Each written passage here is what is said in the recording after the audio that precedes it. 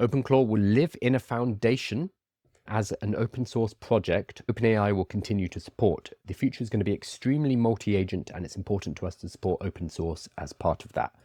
So at the moment, anybody can go to Peter's GitHub and find the repository for OpenClaw. Where's the repository gone? He hasn't got rid of the repository, has he? Where's it gone? Okay, maybe it's elsewhere, but that's a bit worrying already.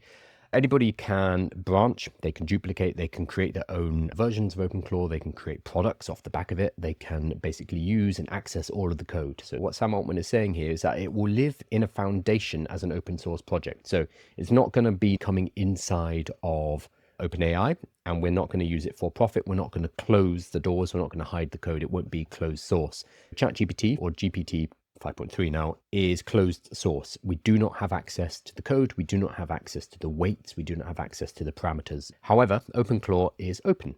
So you can literally see the code, you can duplicate the code, you can do what you want with the code.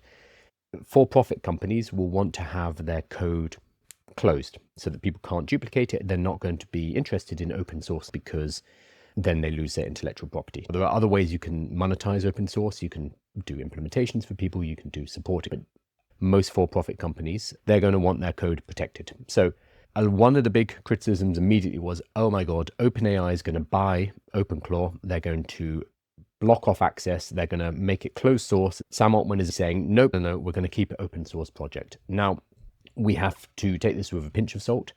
The structure of OpenAI is convoluted because, remember, it started as a not-for-profit and it has converted into a quasi-for-profit. One of the reasons why Elon Musk is suing them. We do need to be wary about this because people have criticized OpenAI. They are not an open company.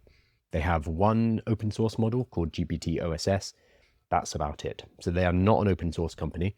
So whether or not OpenClaw remains open source, debatable. What I think they will do is they will have OpenClaw, as it is now, will sit in its own foundation. They'll allow people to continue to contribute to that, to fork it, to do what they want with it. But they'll bring Peter into their core team and they will create a closed source version of it, which will interlock more closely with their ecosystem. I think OpenClaw will stay open source, but they'll stop Peter working on it and bring him in to work on a closed source version of this.